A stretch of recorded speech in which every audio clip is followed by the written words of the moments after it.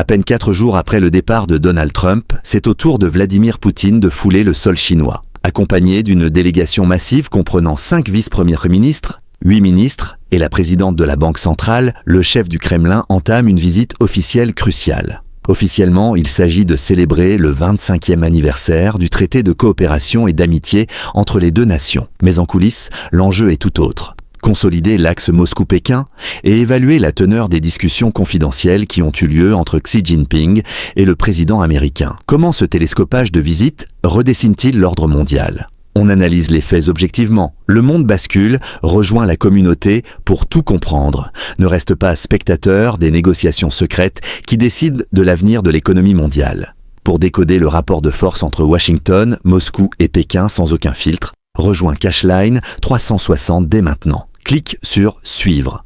Le calendrier de cette rencontre est qualifié de très inhabituel par les spécialistes des relations internationales. Rares sont les capitales capables d'enchaîner, à quelques jours d'intervalle, la réception des dirigeants des deux puissances historiquement rivales que sont les États-Unis et la Russie. Sur le plan protocolaire, les diplomates russes et chinois ont travaillé en étroite collaboration pour calibrer chaque détail de l'accueil de Vladimir Poutine afin de refléter l'importance de ce partenariat stratégique. Si la visite américaine de Trump arborait un caractère fastueux, celle du président russe s'affiche comme une session de travail sobre et technique, matérialisée par la préparation d'un document de 47 pages visant à approfondir leur coopération globale. Au cœur des discussions se trouve une réalité économique précise. Les échanges bilatéraux entre la Russie et la Chine ont atteint le niveau historique de 240 milliards de dollars, porté notamment par une hausse d'un tiers des exportations de brut russes au premier trimestre. La Chine est désormais le premier importateur de combustibles fossiles russes. Dans ce contexte, le projet de gazoduc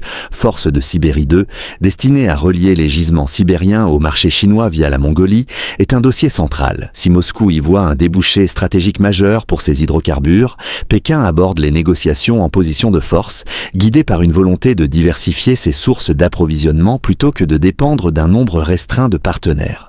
Mais les perspectives des deux pays ne sont pas totalement identiques sur tous les dossiers régionaux, notamment concernant la crise au Moyen-Orient et le blocage du détroit d'Ormuz. En tant que première puissance manufacturière mondiale, la Chine dépend de la liberté de circulation sur les grandes voies maritimes pour maintenir son activité économique et souhaite une stabilisation rapide de la région. De son côté, la Russie navigue dans un contexte différent, où la recomposition des flux énergétiques mondiaux et l'évolution des prix du brut influencent directement ses équilibres budgétaires. Le ministre des Affaires étrangères, Sergueï Lavrov, a d'ailleurs rappelé la capacité de Moscou à compenser d'éventuelles fluctuations d'approvisionnement pour ses partenaires asiatiques. Enfin, cette succession de sommets place la Chine dans une position de pivot sur l'échiquier international. En recevant coup sur coup Donald Trump et Vladimir Poutine, Xi Jinping matérialise l'ambition de Pékin de s'affirmer comme le centre névralgique de la diplomatie mondiale, où se discutent les grands arbitrages de la planète. C'est un moment charnière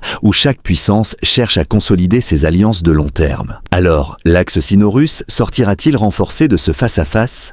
Comment Washington va-t-il réagir à la signature de ces nouveaux accords stratégiques ? Donne ton avis en commentaire de manière constructive et partage cette analyse factuelle. Abonne-toi à Cashline 360 pour ne rien rater de la recomposition géopolitique mondiale.